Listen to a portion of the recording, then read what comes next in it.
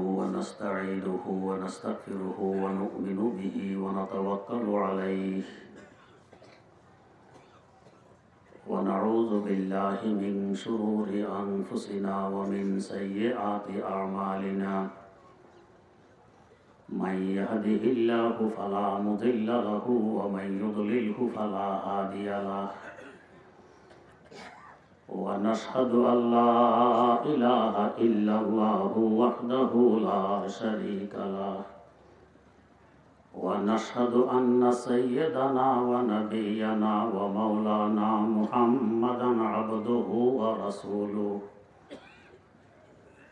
أرسله بالحق بشيرا ونذيرا وداعيا إلى الله بإذنه وسراجا منيرا صلى الله تعالى عليه وعلى آله وأصحابه وسلم تسليما كثيرا كثيرا أما بعد فأعوذ بالله من الشيطان الرجيم بسم الله الرحمن الرحيم قد أفلح من زكاها وقد خاب من دساها صدق الله مولانا العظيم اللهم صل على سيدنا محمد وعلى آل سيدنا محمد كما صليت على سيدنا إبراهيم وعلى آل سيدنا إبراهيم إنك حميد مجيد اللهم بارك على سيدنا محمد وعلى آل سيدنا محمد كما باركت على سيدنا إبراهيم وعلى آل سيدنا إبراهيم إنك حميد مجيد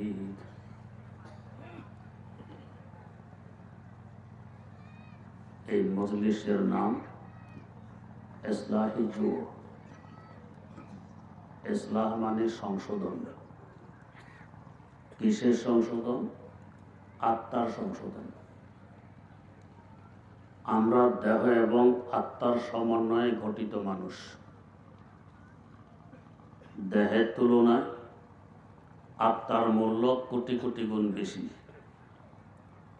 আত্মা যতক্ষণ দেহে আছে, দেহ জিন্দা আছে, দেহের মূল্য আছে। আত্মার দেহ ত্যাগ করলে দেহ মুর্দা। এখন এই দেহকে বলা হয় লাশ। আরবি লাশ সাই এর সংক্ষেপ। কোনো বস্তু এ নয়, কোনো মূল্য নেই, মূল্যহীন। আমরা সাধারণত কামিয়াবি চাই, সফলতা চাই, কিন্তু কোন পথে কোন কাজে সফলতা আমাদের ক্ষুদ্র বিবেক দ্বারা সে পথ চিনা, সে কাজ চয়ন করা সম্ভব নয়। তাই আল্লাহ রাব্বুল আলামিন মেহেরবানি করে ওই পথটি চিনে দিলেন, ওই কাজটি দেখাই দিলেন। এই পথে এই কাজে সফলতা। আমরা সাধারণত মনে করে থাকি খুব বেশি অর্থ সম্পদ কামাই করতে পারা সফলতা, স্বাস্থ্য ভালো রাখতে পারা সফলতা, ক্ষমতা অর্জন করতে পারা, ক্ষমতায় টিকে থাকা সফলতা। এগুলো সফলতা নয়। কারণ সফলতা তো বলা হয় কাঙ্ক্ষিত বস্তু হাতে আসার পর স্থায়ীভাবে রেখে দিতে পারাকে। যেমন নদীতে মাছ মারতে গেলেন, বড় একটি বোয়াল মাছ পেয়ে আমজা করে ধরে নদীর পাড়ে নিয়ে এসেছেন। মনের আনন্দে লাফালাফি আরম্ভ করে দিয়েছেন। বোয়ালেরও চক্ষু আছে। আপনাকে লাফ দিতে দেখে তারও মনে পড়েছে লাফ দেওয়ার কথা। জোরে সোরে এক লাফ মারলো, আবার নদীতে পৌঁছে গেল। এটা কি সফলতা? ব্যর্থতা। কাঙ্ক্ষিত বস্তু এসেছে হাতে, কিন্তু স্থায়ীভাবে রাখতে পারেননি। এবারে আসুন, সম্পদ কি স্থায়ীভাবে আমার কাছে রেখে দিতে পারবো? হয়তো আমাকে পথের ফকির বানাইয়ে সম্পদ আরেকজনের কবলে চলে যাবে, অথবা সম্পদের পাহাড় আপন জায়গায় রেখে আমি কবর জগতে চলে যাব।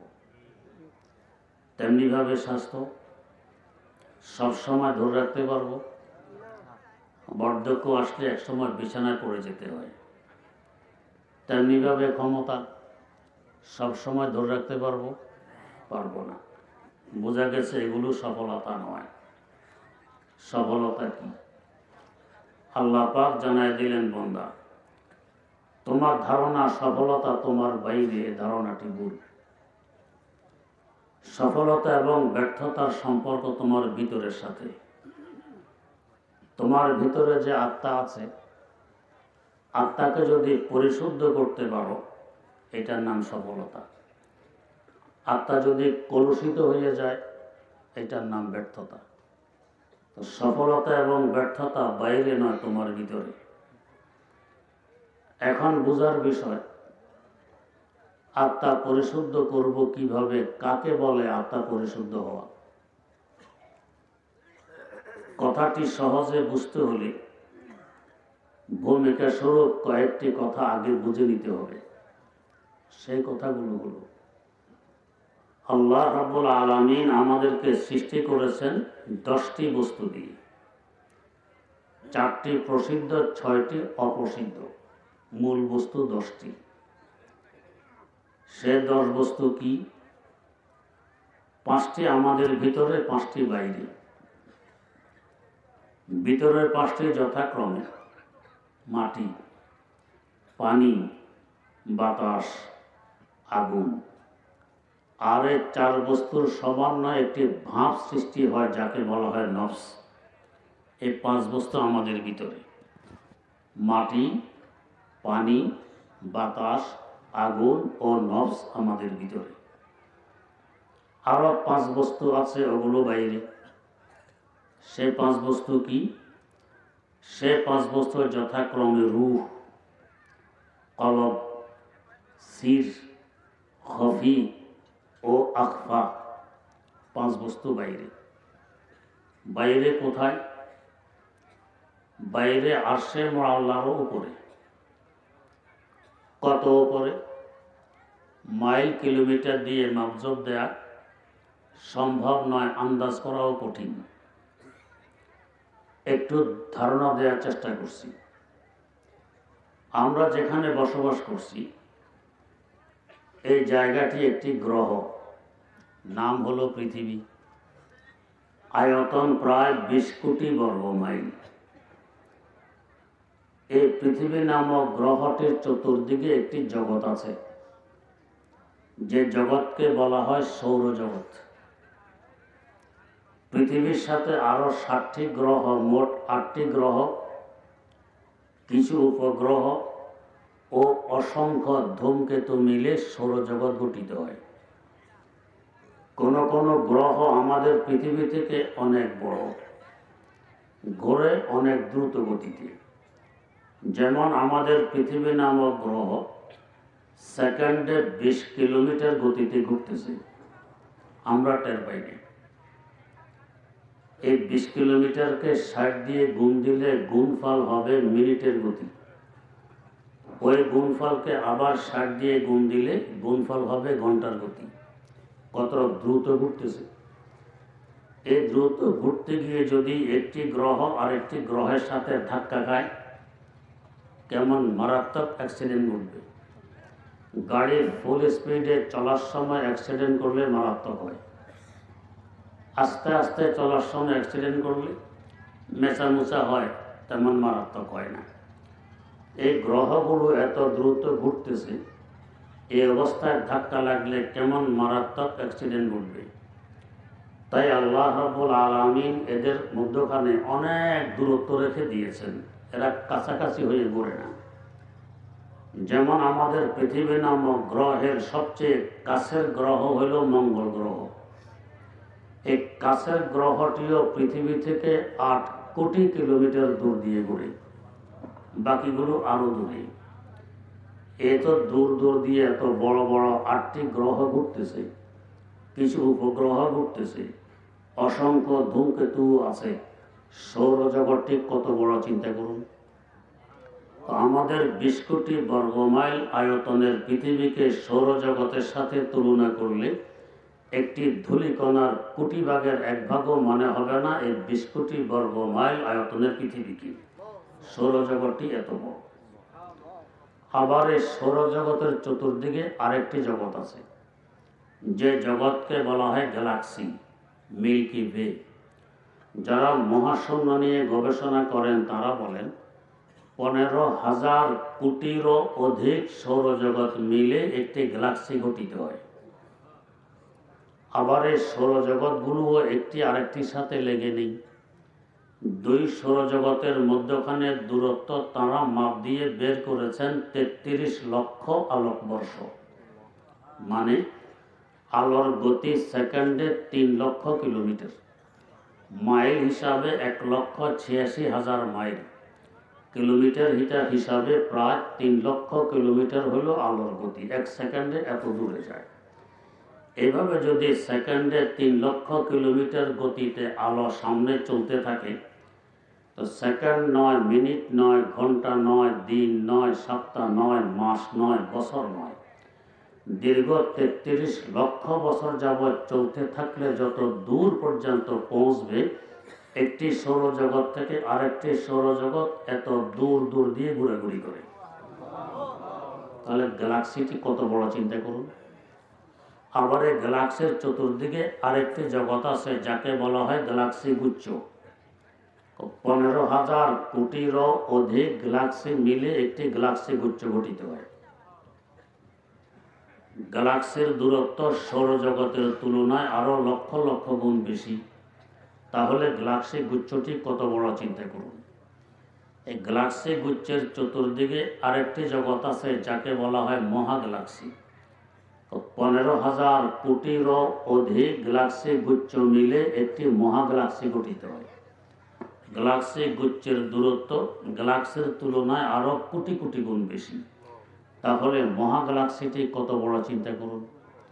বিজ্ঞানীরা আজ পর্যন্ত মহাশূন্যে 15,000 কোটিরও অধিক মহাগ্যালাক্সি আবিষ্কার করে ফেলেছেন।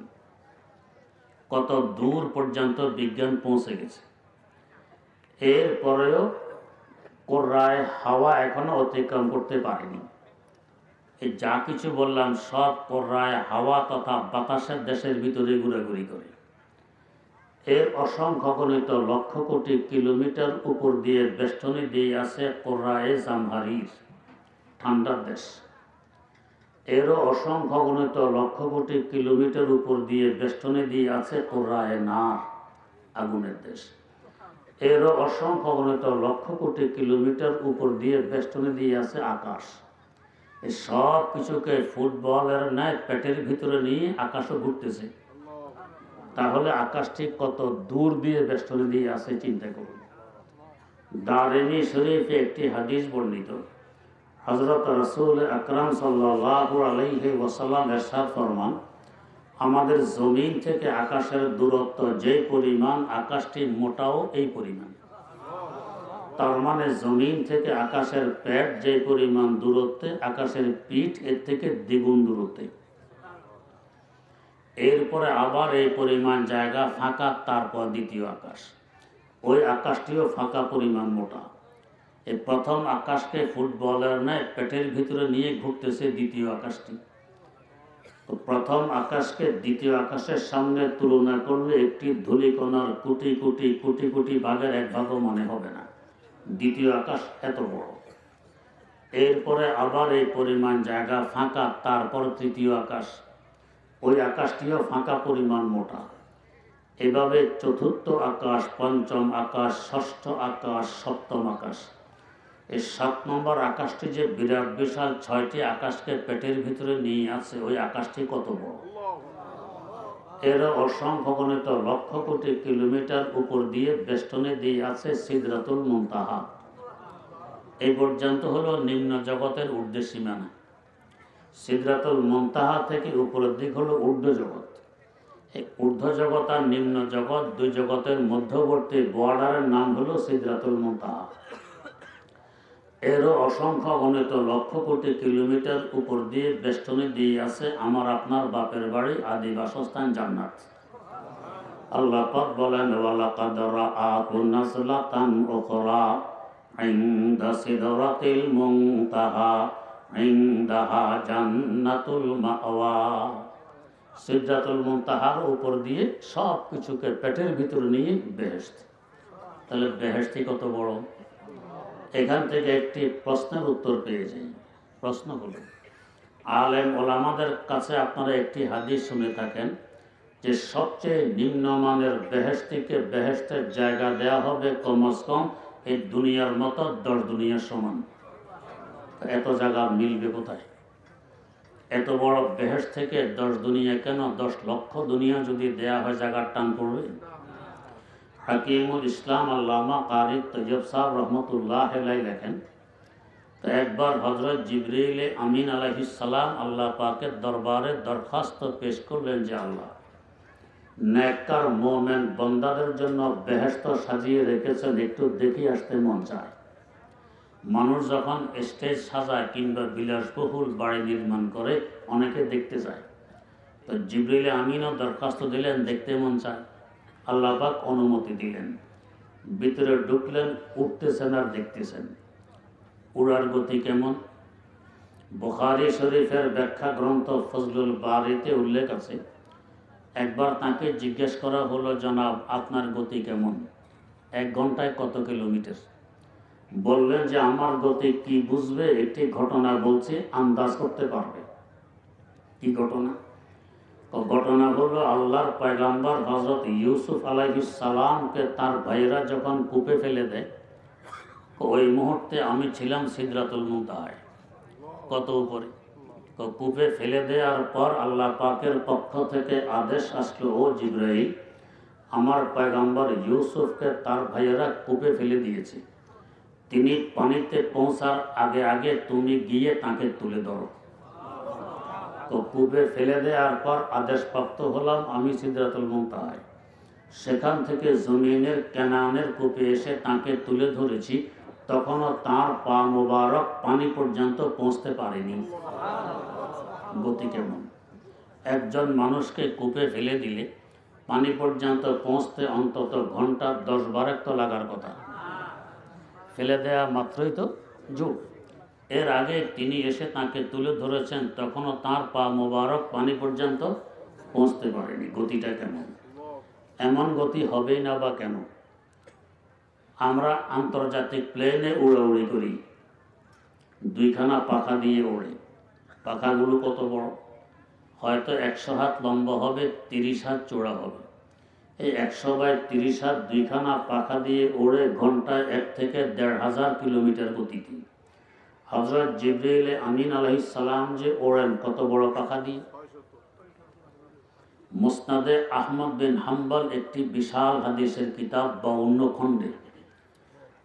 এই কিতাবে একটি হাদিস বর্ণিত যে একদিন রাসূলুল্লাহ সাল্লাল্লাহু আলাইহি ওয়াসাল্লাম বললেন, জিবরাইল, আপনি তো মানুষের আকার আকৃতি নিয়ে আমার কাছে ওহী পৌঁছাইতে আসেন, আপনাকে একটু আসল আকারে দেখতে চাই, আপনি কত বড়। বললেন, তাহলে আপনি পূর্ব আকাশের দিকে তাকিয়ে থাকুন, আমি আসল আকারে দেখা দেওয়ার চেষ্টা করছি। এই বলে তিনি দরবারে নবুয়ত থেকে বিদায় নিলেন। রাসূল আকরাম সাল্লাল্লাহু আলাইহি ওয়াসাল্লাম পূর্ব আকাশের দিকে তাকিয়ে বসে আছেন। দেখতেছেন আকাশ থেকে কালো রঙের একটি পর্দা নিচের দিকে নামতেছে। পর্দাটি নামতে নামতে নামতে নামতে নামতে নামতে জমিনে এসে ঠেকলো, উপরের দিক খালি হলো না। এভাবে আকাশ থেকে জমিন, দক্ষিণ মেরু থেকে উত্তর মেরু, পুরা খালি জায়গাটি বরফ হয়ে গেছে পর্দাদার। এরপর আবার পর্দাটি সরে যায়। কিছুক্ষণ পর জিবরিল আমিন আলাইহিস সালাম আগের ন্যায় মানুষের আকার আকৃতি নিয়ে হুজুরের সামনে হাজির হইলেন। হুজুর বললেন যে পূর্ব আকাশের দিকে তাকিয়ে থাকলে আপনাকে আসল আকারে দেখা যাবে। তাকিয়ে রইলাম, দেখা তো গেল না। বললেন যে কিছুই দেখেননি? একটি পর্দা দেখেছি মাত্র। কেমন দেখলেন? তো দেখলাম আকাশ থেকে নিচের দিকে নামলো, জমিনে এসে ঠেকলো, উপরের দিক খালি হলো না।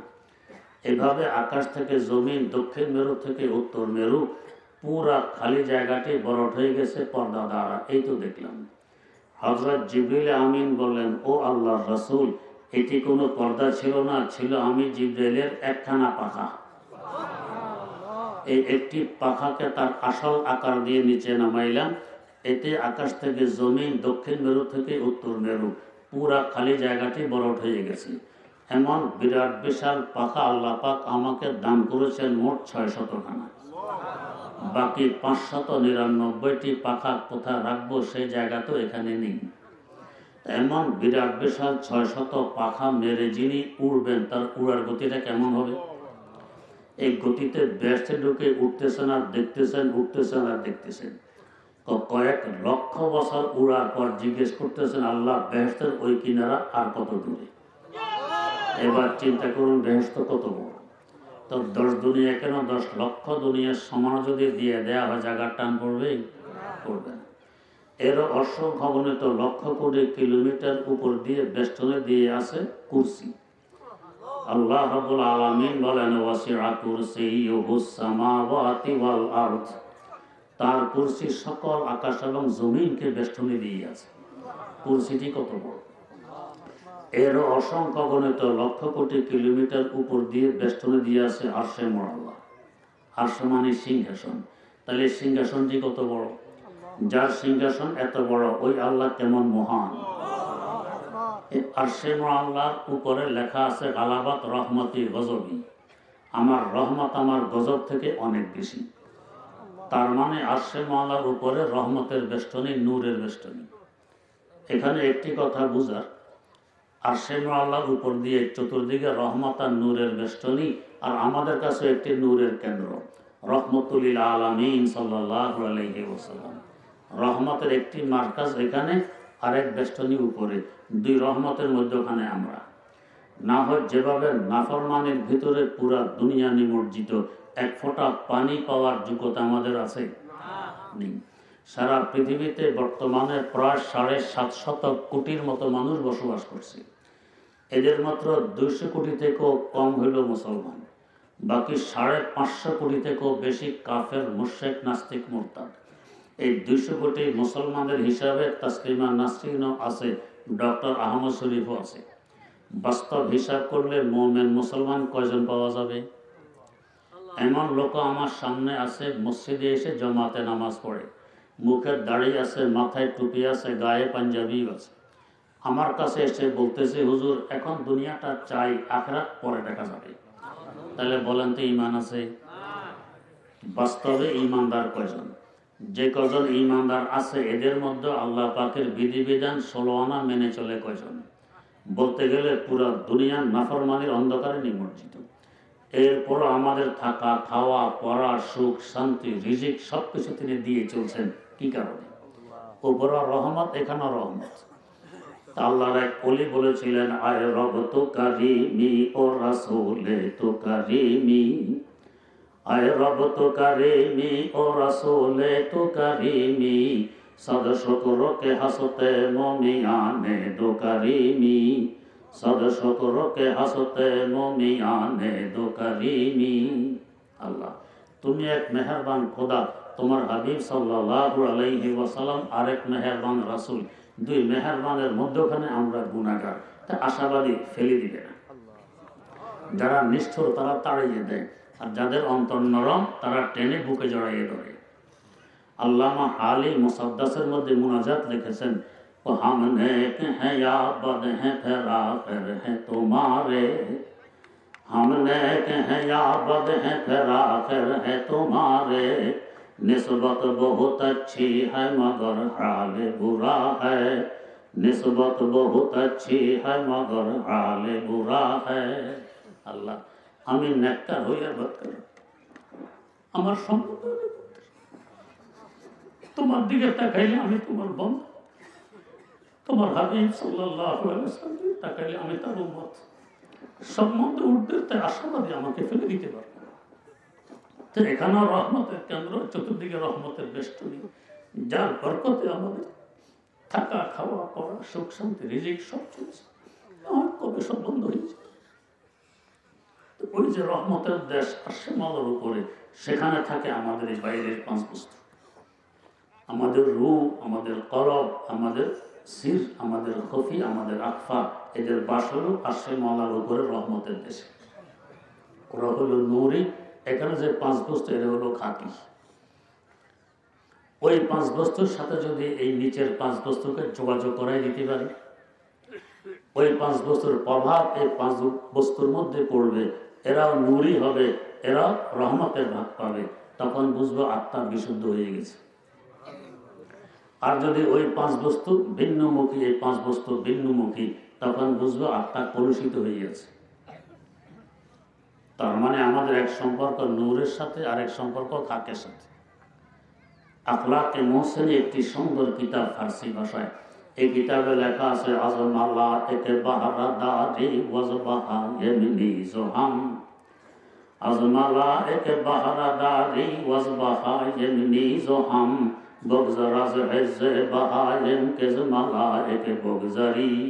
বন্দা, তোমার এক সম্পর্ক নূরের সাথে, মাসুম নূরের তৈরি ফেরেশতাদের সাথে, আর এক সম্পর্ক হাইওয়ান জানোয়ারের সাথে। উপরে পাঁচ বস্তু নূরের সাথে সম্পর্ক রাখে, ভিতরে পাঁচ বস্তু হাইওয়ান জানোয়ারের সাথে সম্পর্ক রাখে। যদি এদের সম্পর্ক বর্জন করে নূরের সম্পর্ক মজবুত করতে পারো, তো ফেরেশতাদের থেকেও তোমার মর্যাদা বেড়ে যাবে।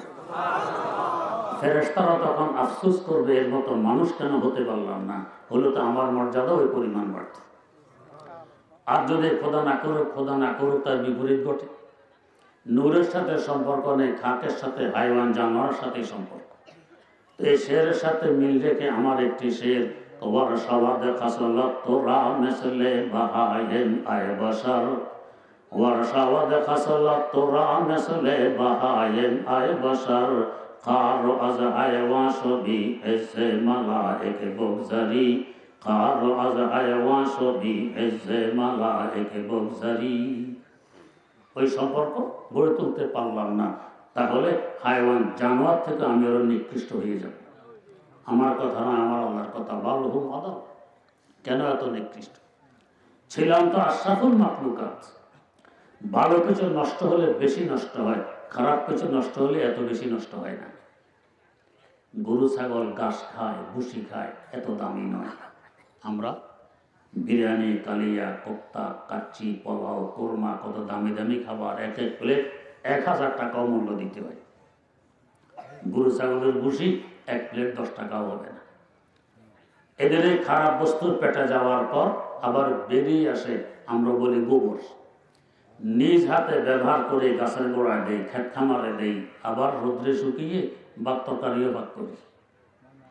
আর আমাদের 1000 টাকা মূল্যের এক প্লেট পেটের ভিতরে গিয়ে নষ্ট হয়ে যখন বেরিয়ে আসে, এটার নাম কি? পায়খানা। বলতেও তো ঘিন লাগে। কেউ বলে গু, কেউ যদি বলে যে ভাই গতকালকে 1000 টাকা প্লেট ছিল, আজকে 50 টাকা দিলেই হবে, নিয়ে যান, নেবে নি কেউ? এটা এত নষ্ট কেন? নামও বলা যায় না, তাকানো যায় না, গন্ধ শোনা যায় না, কেন এত নষ্ট? বেশি দামি ছিল। ভাত যদি নষ্ট হয়, পানি দিয়ে ধুয়ে লবণ কাঁচামরিচ দিয়ে খাওয়া যায়, কেউ বলে স্বাদও লাগে।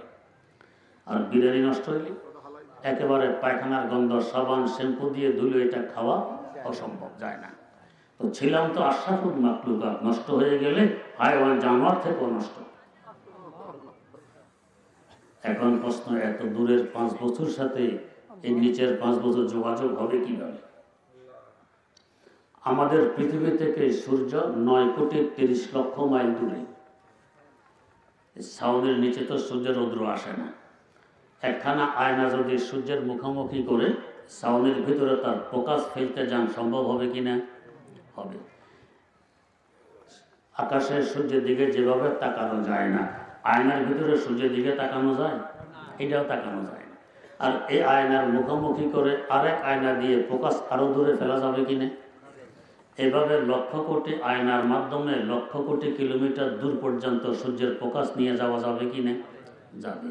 তো যদি সূর্যের ফোকাস আয়নার মাধ্যমে দূরে নেওয়া সম্ভব হয়, তো আরশের আল্লাহর উপরে ওই 5 বস্তুর নূর আমাদের পৃথিবীতে এই 5 বস্তুর কাছে আনা সম্ভব হবে না কেন? আল্লাহ পাক তার জন্য পাঠিয়েছেন রাসূল আকরাম সাল্লাল্লাহু আলাইহি ওয়াসাল্লাম, তার কলম মোবারক আয়না, তার মাধ্যমে উপরের 5 বস্তুর প্রকাশের আলো এসে গেছে জমিনে। তার কলবের সাথে 1.25 লক্ষ সাহাবায়ে কেরাম রাদিয়াল্লাহু তাআলা আনহুর কলব মুখোমুখি করেছেন। এই 1.25 লক্ষ কলবে তার প্রকাশের নূর এসে গেছে। তাদের কলবের সাথে তাবেঈনের কলব, তাদের সাথে তাবেঈনের কলব, এভাবে আস্তে আস্তে আল্লাহ ওয়ালাদের কলবের মাধ্যমে আমাদের পর্যন্ত সে নূর পৌঁছা সম্ভব। তাই বুজুর্গাদিন বানের রক্তে দাড়ি সিনা রাবা সিনা এ রক্তে চোবা আয়না এ বা আয়না এ রক্তে চোবা আয়না এ বা আয়না এ। এক এক আয়নার সাথে আরেক আয়নার যোগাযোগের মাধ্যমে যদি লক্ষ কোটি কিলোমিটার সূর্যের প্রকাশ নিয়ে যাওয়া সম্ভব হয়, এই কলবের মাধ্যমে আরশে মাওলার উপরের 5 বস্তুর নূর এবং রহমত আমাদের ভিতরের 5 বস্তুর মধ্যে আনাও সম্ভব হবে। এই জন্য পীর মুরিদের সিলসিলা। এই যে এখানে আপনারা কার আকর্ষণে এখানে এসেছেন? হযরত মুফতি হাফিজউদ্দিন সাহেবের আসলে না, তার আকর্ষণে না। কোত্থেকে আসবে? তার কলবটা সৈয়দ আসাদ মাদানী রাহিমাহুল্লাহ তাআলার কলবের মুখোমুখি। তার কলব শাইখুল আরব ওয়াল আজম সৈয়দ হোসেন আহমদ মাদানী রাহিমাহুল্লাহ তাআলা কলবের মুখোমুখি। তার কলব ইমাম রব্বানী আবু হানিফা সানি আল্লামা রশিদ আহমদ গঙ্গুহি রাহিমাহুল্লাহ তাআলার কলবের মুখোমুখি। কেমন নূর! শাইখুল আরব ওয়াল আজম সৈয়দ হোসেন আহমদ মাদানী রাহিমাহুল্লাহ সিলেট একা করতেন। সিলেট আমার আব্বা জান রহমতুল্লাহ আলাইহির মুখে শুনেছি, রমজানের তারাবির পরে মসজিদের বাইরে দাঁড়িয়ে 1 ঘন্টা বয়ান করতেন।